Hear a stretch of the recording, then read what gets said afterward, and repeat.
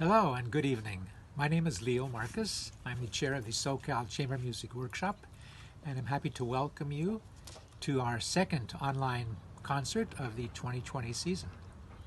Today we're excited to present to you the Catalyst Quartet.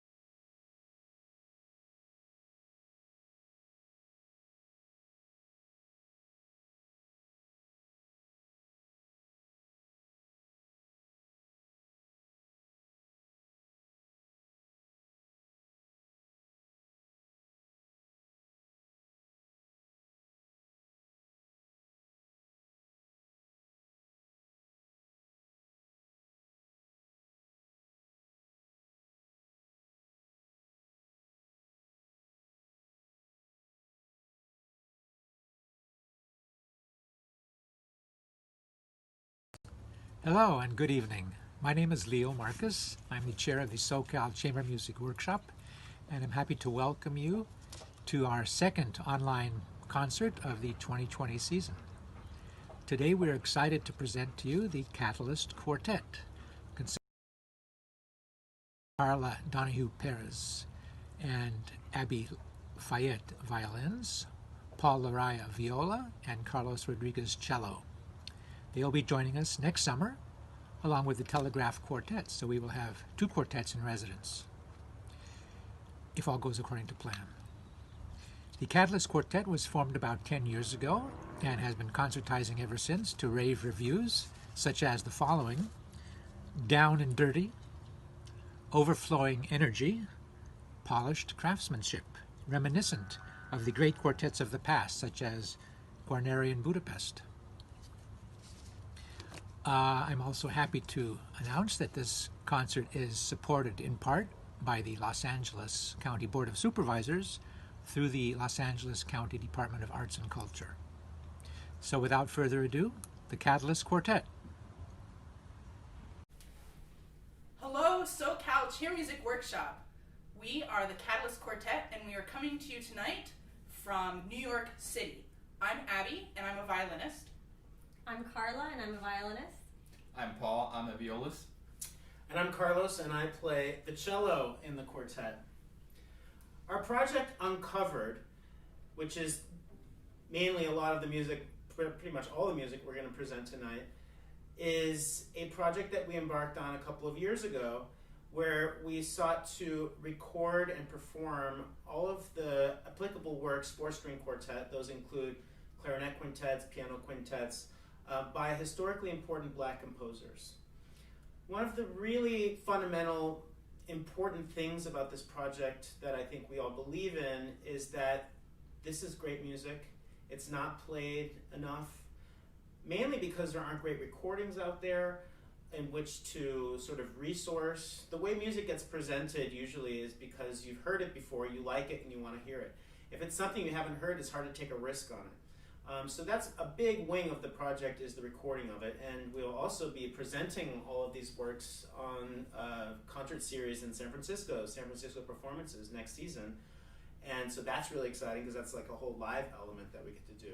But fundamentally, beyond the recording and the performing of these works and getting them to be more performed and maybe even more recorded, is that as new composers are coming on and writing new music and entering the scene with their new voices, there is a hole in the material that they get to draw from. When we have all of the recorded works of Beethoven and of even Asian composers and South American composers, which is also an underrepresented category which we try to promote as much as possible, and also American tradition, like music of Bernstein and Copland, Samuel Barber, for instance. Composers can draw upon that to find their voice in a way. Now, when you're talking about new African American composers, for example, drawing upon that language, there's a hole. There isn't much to draw from readily available. So by promoting this music, we are sort of adding a brick to the wall that should have already been there, with which composers can now stand on in their own voice and sort of rely on this experience. It fills a void that should never have been. And that's, I think, really an important aspect of the Uncovered project. And hopefully we're going to change that. And so I'm going to give it to Paul now, and he's going to talk about the music that we're going to actually be presenting for you tonight, which is a snippet of this huge, huge project. So, probably one of the most important voices when we talk about underrepresented American Black composers is Florence B. Price.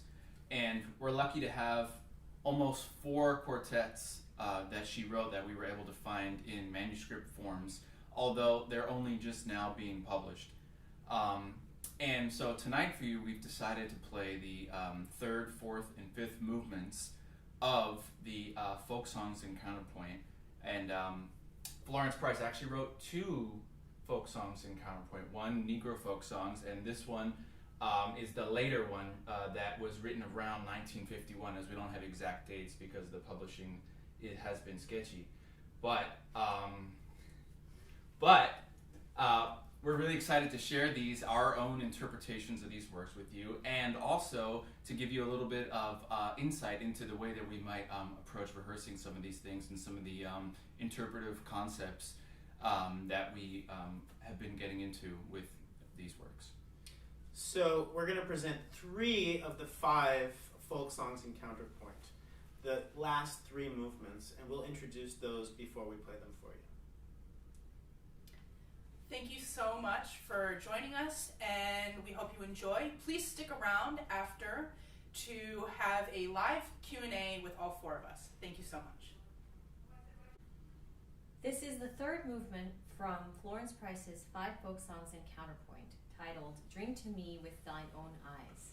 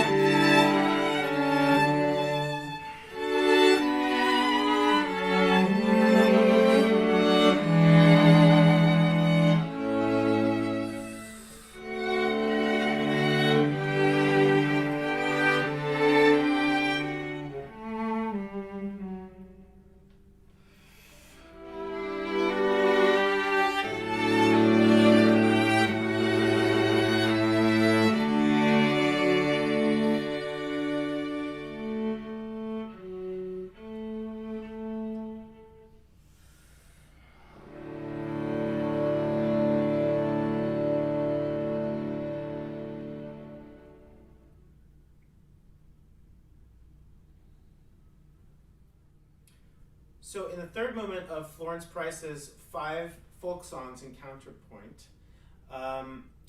the folk song here is called Drink to Me with Thine Own Eyes. And what we're going to do now is we're going to isolate the actual kernel primary principal melody, this folk song, and it's just a 4-bar kernel that we're going to focus on right now. And it happens over and over and over again, and the melody is passed throughout the quartet. But one way that we've decided to sort of make this more dynamic in a way is to play with the dynamics. And so this would be changing sort of, sound world, altering bow techniques, bow speeds, just playing louder or softer, using vibrato, not using vibrato, all of this bag of tricks to affect the sound in order to make each one of these iterations of this primary theme sound interestingly different from the one that came before. So let's just start at the beginning, and this is marked mezzo piano in the first violin, who actually starts this principal melody, and the rest of us have piano.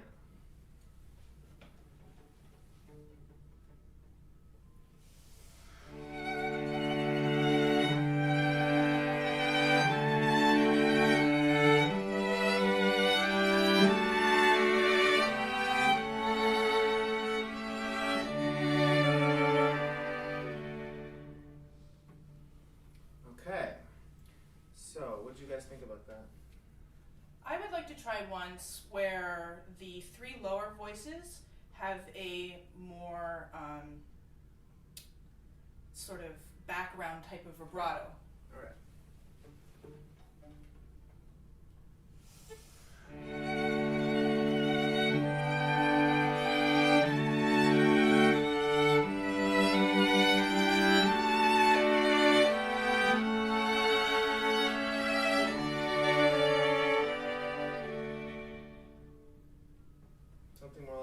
Yeah, I think that sounds really nice. Okay, cool. So then the next thing happens right after that. So it's back to back, and then it goes to the second violin part. And this time, it's the same principal dynamic marked, but the accompanying voices are pianissimo. First violin's playing piano because there's sort of counter melody there. But let's try that and see if we can make that now sound totally different from those first 4 bars that you heard. So this is like a back-to-back shift in sound world.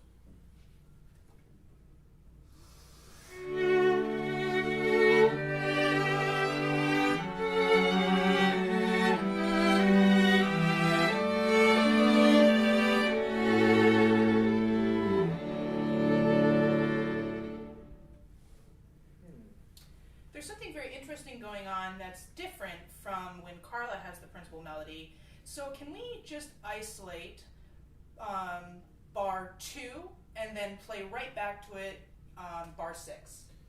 2 and then 6. Okay. We're going to pause in between, right? Yes. All right.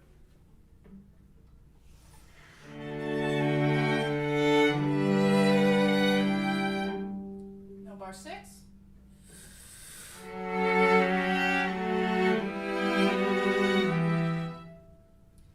So in the melodic line, Carla and I play the exact same notes, but Florence has now changed the harmony, so I think we can capitalize on that and change our color to shade that.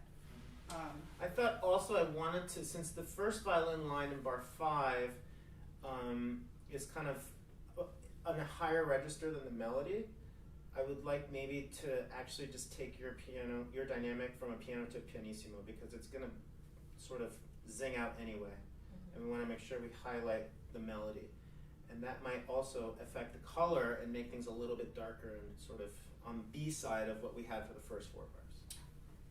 I was also thinking maybe I could try a more shimmery vibrato that could be different than what the melody is doing. Sure. Shall we try one more time? Yeah, from bar 5. Yep.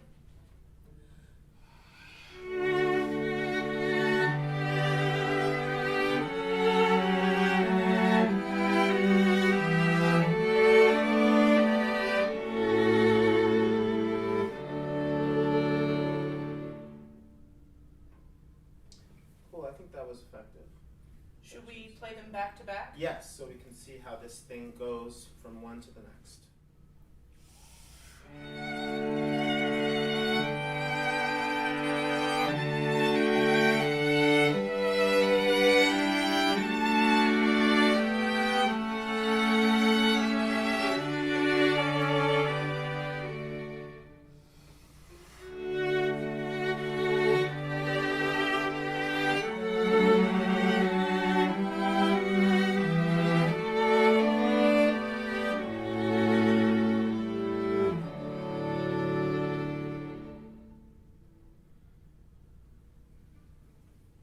Specifically, I want to point out the things that I did differently, and we all have different things that we did differently that time to make the difference. Particularly, like, it's all about the bow right now in order to make this sound stuff happen. Yes, we're supporting our vibrato scape and the speeds of our vibrato, and remember, Abby mentioned the more accompanying vibrato, so yes, all that stuff supports what's happening in the bow. Personally, for me, and I'm sure it's probably the same if we were blending, in the beginning, I had a little bit more active contact point, a little bit more, teeth or resistance or tracking of the bow, slower bow, a little bit closer to the bridge, and definitely tried to connect this long undercurrent line that I have. And then in bar 5 and those 4 bars where it's marked pianissimo, and we're trying to have this darker B side, I was a little bit further from the bridge and used a little bit more bow speed, which allowed the sound to be more billowy and less sort of linear. And so those are 2 things that I changed personally in the cello line to affect that sound change. So another feature of this third movement, Drink to Me with Thine Own Eyes, is Florence Price sort of writes it in a chorale-like fashion. And so what that means is that there are a lot of fermatas in this movement. Something interesting to note is that the fermatas are not always over the same rest value. There are fermatas over dotted quarter note rests, over eighth note rests, and even a 32nd note rest. So something that we need to work out is how are we going to navigate all of these different fermatas. So let's start at measure 25 and go through until until measure 41 through 41 to see how we'll navigate some of these fermatas.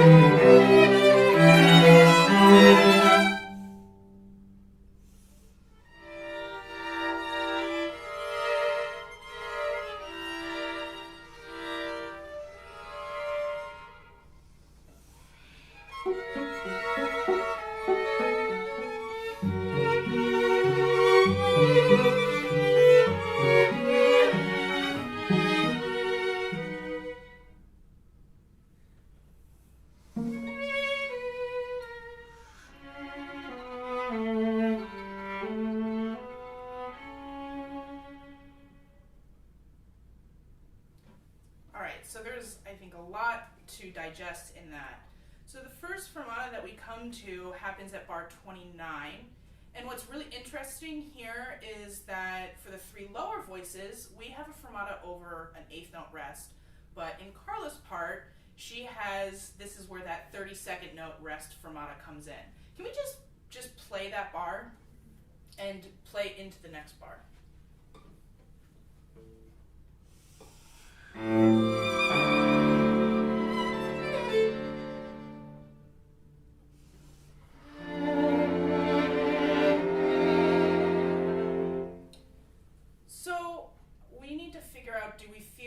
should hold the tension in that and then carry it over into the following bar, or should we completely stop? I think holding the tension would be a good idea. I mean, the nature of a 30-second note fermata, 30-second note rest fermata is crazy. So maybe if we had a sense of when Carla arrives on that, her descending scale figure, that it has this sense of abrupt end and then frozen motion, like frozen energy, and then we continue. So All right. let's tighten that hole up and keep the tension in the air. Okay. I completely agree, and I'm wondering if we can also add one more element, which is to come out of the tension in a way that really invites this really beautiful new tonality. So Right. it's where we hold the tension and then we melt into it together. Can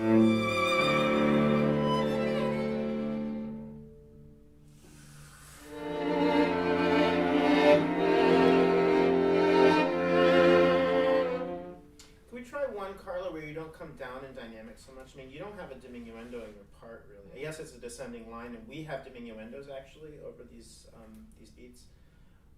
But maybe try to have a little bit less decay, so that when you stop playing, it really does seem like an abrupt ending. Right.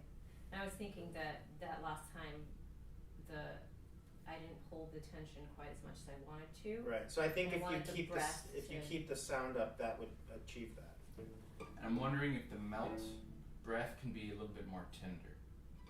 Still more time for me.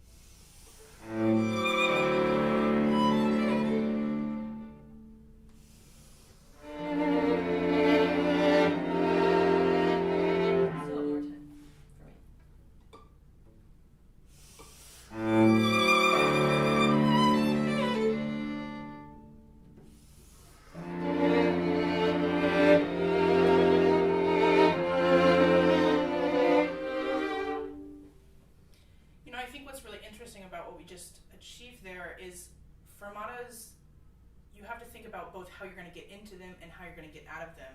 And something that what we did when we're holding that tension in the fermata is really our entire bodies are holding that tension. It's not just in how we leave the sound. So that's a really important thing to think about when we're approaching these fermatas. Sort of like playing the rest. Right. Like there's as much character as we put into playing the notes on the page, we have to think about what character we're going to play this rest with also.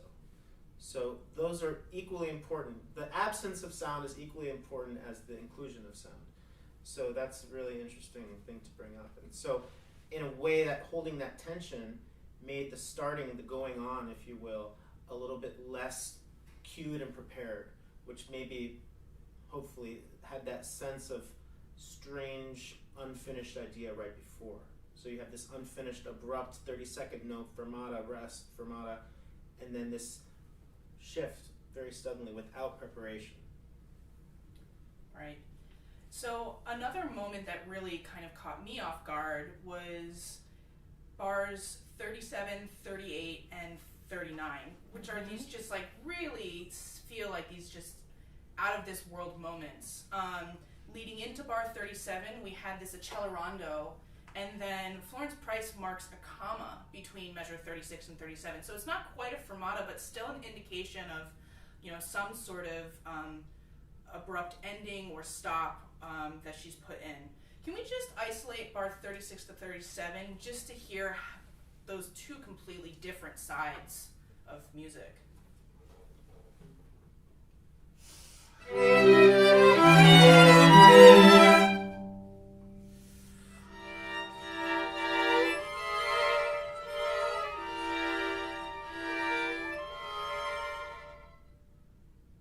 That's so wild. I feel like what we could go for more is feeling like sort of like the rug is just completely taken out from underneath us, and really find a more out of this world color in bar 37 and 38. For our listening viewers at home, just since you don't have the score right in front of you potentially, in 36 we have this sense of urgency moving through the bar, and then there's a comma or a breath mark before we get into measure 37, which is the totally new world sound. So that's that sense of shift, quick shift, okay? So that break that happens between the bars is not a fermata, is not a rest, but it's just a comma or a breath mark. All right, shall we try that again? Let's try it again, and then I think maybe we could try to do something a little bit different with our bows on this piano. Maybe we could try using, let's try this time more bow, more of a flautando over the fingerboard sound to give it that kind of where are we feeling. Could you demonstrate that so we can So match? I was thinking something that's really has So a lot of- faster bow speed.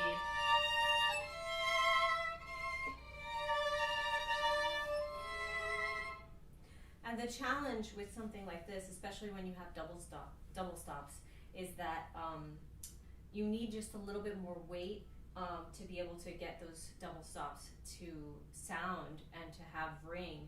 And so creating that flautando sound, it's a real balance act for all of us. Can we just try, just so that we can Sure. get the blend of our sounds? Right on it. Yep.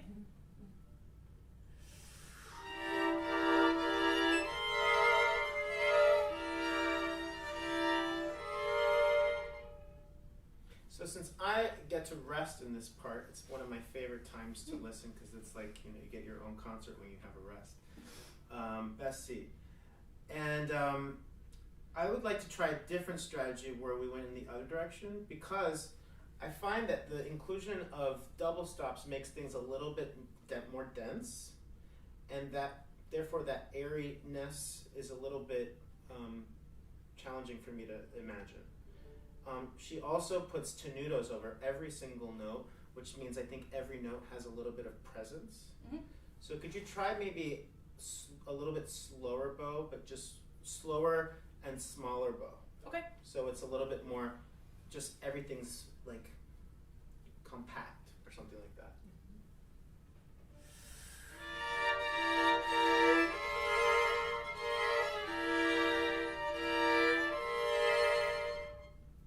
To me, I like that because it sounded a little bit creepier, and it sounded a little bit more like, not sour, maybe that's not a good word, but a little bit more like, maybe sour is a good word, but it sounded a little bit more jarring from that free swirl that was happening before, and then you're like forced to be sort of immer and constricted. Right. You want to try those two together and go for in that direction once, and then we can try the other one where we have the floaty one. Right. Okay. Yeah. I'd love to hear it in context. Right. So this is the sour. Yes. Measure 36 again.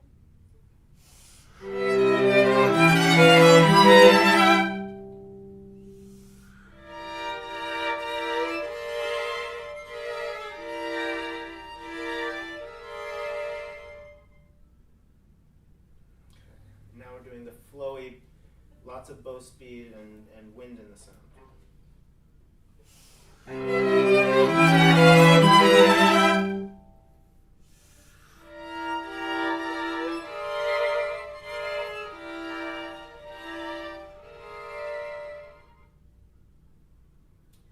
I have to say I agree with you, Carlos, with that more sour sound, especially thinking, let's just go on for a second, because I feel like the following bar actually really does inform how we should play bars 37 and 38.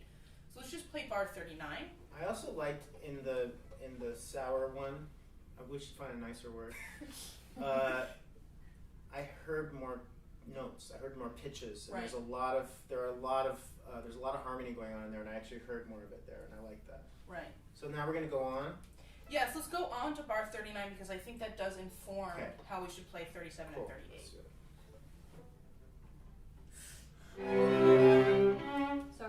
Sorry. So are we just going to... 36. Yeah, 36.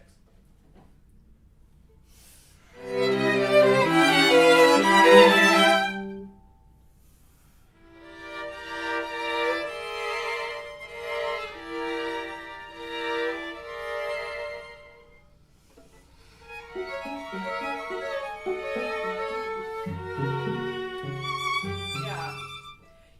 Because now I feel like bar 39 can have this sort of very starry night sky kind of texture. something that has those really, the word stardust comes to mind, with the pizzicatos in the viola, and then also the twinkly 32nd notes in the first violin. So I think the flotando sound that we were trying out would be more appropriate for this. And so I think, yeah, that's really convincing me that 37 and 38, we should go for that more sour sound. Dense, is that a nicer word than sour? Kind of like sour. Okay. It works. Yeah. Great. So should we put the whole section together? Yes, let's put the whole section together from 25.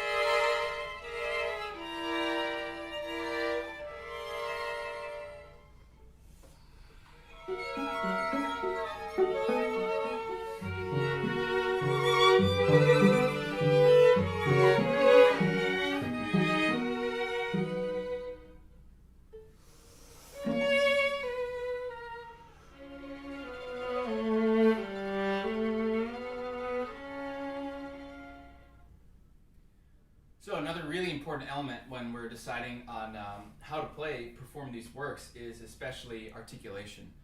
And normally what one would do as a group is to take a look at the style of the period. And in Florence Price's case, we don't have much precedent in terms of what to go off of. So one of the interesting things when we're looking at a collection of movements that are based off of folk songs is to incorporate the element of actual diction of the words and try to replicate the way the words might sound or swing. Or to give an example, the opening of the fourth movement, Shortening Grid, very easily could be interpreted like, especially because you have the words joyous and folksy, right? And then we have allegro as a marking, and we have a forte. So, but one of the interesting things if you actually get to know the lyrics of Shortening Grid is that these are actually the lyrics mimicking the lyrics of Mama's Little Baby, Mama's Little Baby, Mama's Little Baby. So that almost informs the fact that the agogic of this first eighth note here could have a little bit more, you can use the word drag, a little bit more give way to release on the second note. Mama's little baby loves shortening bread, and also that's where she marks, Florence marks accents. So it could be really tempting to think that these are hit accents or harsh accents, but I think if anything, they're emphasizing the fact that it's the end of the phrase, which is also marked by another one of her cute little commas. But in this case, I think the comma is just to really clarify the textures, the fact that we're going to begin a new phrase. So if we could, can we please try the opening up until about measure 9, and can we try to demonstrate all of these aspects?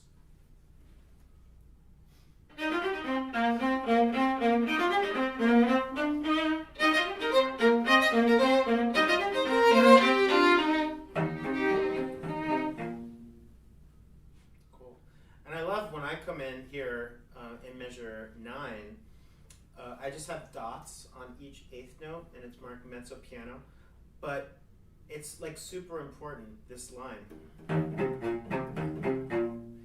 Mama's little baby, ba ba ba ba. It's totally, even though it's not melodic, it's part of the melody.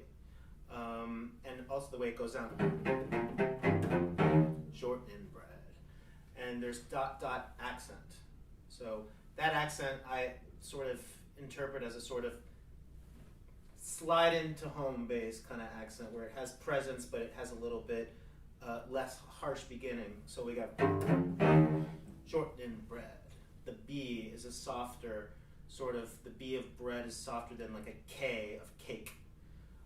So that's sort of how text can inform articulation.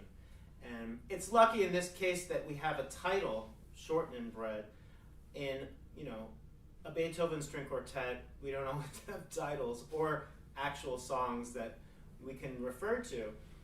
And sometimes another way to approach that is to make up your own words. So if you're having trouble deciding on phrasing articulation or musical articulation for a phrase, you can make up your own words to make up your own song with that melody and find your articulation that way. So even though maybe you might be struggling with a phrase that doesn't have a folk song to attach to, which is really the easiest way to decide articulation in this case, you can make up your own. And I think that's a really cool way to find articulation when you're really in a bind. Sort of take it out of context and make it your own. Can I add a little anecdote? The very first time when I was in middle school that I got a chance to approach playing these Beethoven string quartets, one of my teachers used to teach at the beginning of 18.1 is, how do you like my feet? How do you like my feet? We had and it actually informs a lot. It's not just kid stuff, because it actually informs on that primal level when you don't really have all of the tools to necessarily think about agogix and following a line all the way through to the end. It's actually a way of organizing the brain into thinking, what are these little mini informations, how do they make one unit? And I'd like to take what Carlos was talking about just a little bit farther. If you don't feel like you can come up with actual words, even just taking the instrument out of it and singing and paying attention to how the air is moving through your body and what sort of syllables you naturally use, like da-da or la-la or stuff like that, can also be extremely informative. And so that's another way that you can work things out. Sometimes being away from the instrument is more helpful than having it in your hands. And a lot of times in rehearsals, we actually do take the instruments away and use diction and use different techniques with our voices to try to come together on articulation decisions and phrasing decisions that perhaps we might be thinking of differently. And what that does is that it really shows you how your colleague is thinking in a very different way than just playing. We should all be able to hear, I should say from the player's perspective, we should all be able to play exactly the way that we want to sing. And that's sort of the goal of every great musician who's not a singer's life trajectory in a way, is to play exactly the way that they sing, the most organic way that they can formulate their voice in a the same way that we're communicating with words right now through our instruments. And it's often hard to say you're actually doing that. It's also equally hard to listen to somebody else in that way. So I think we all think that words and singing and bringing this sort of text element really does inform articulation and phraseology in music, and especially chamber music. And now, movement 4, shortening bread.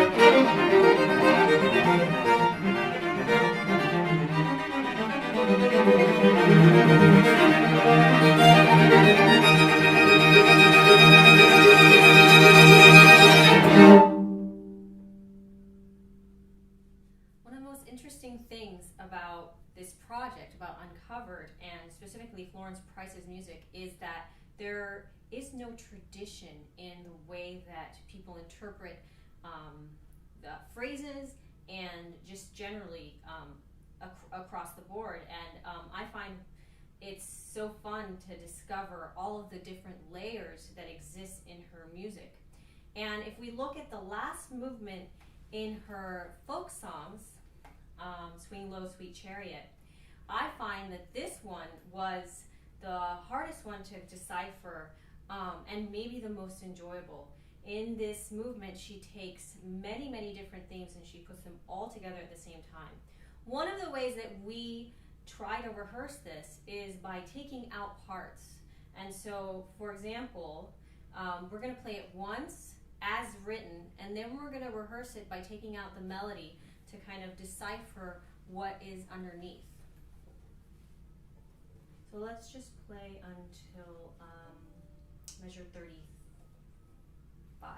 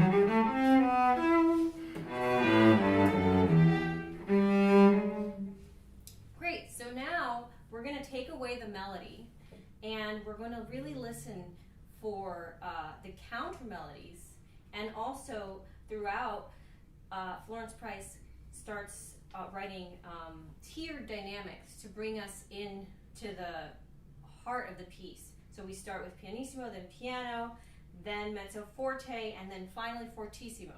So here is that same section without the melody.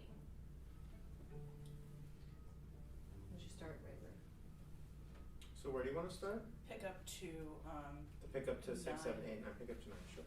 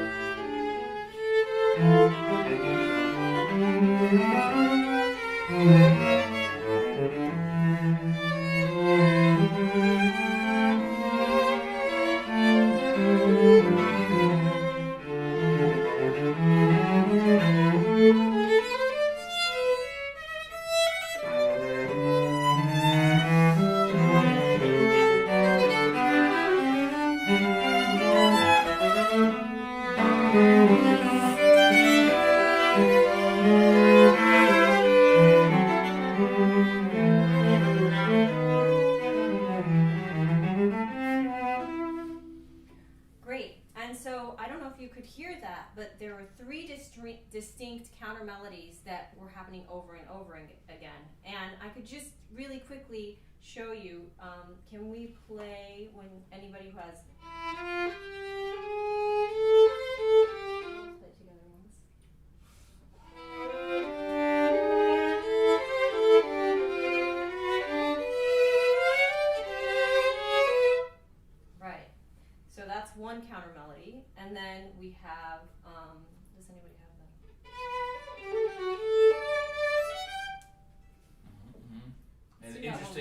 mine has different articulations than yours written, and also different dynamics too. I'll try again. One more time.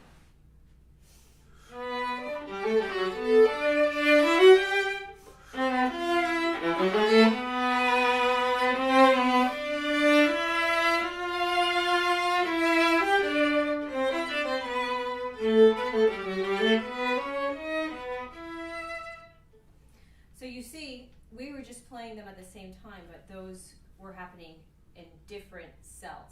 And so as you listen to this movement, I encourage you to try and find these kernels. These are all themes that are heard throughout this entire movement. And I find that the way that Florence uses her textures is also super, super interesting. So I hope you really enjoy Swing Low, Sweet Chariot.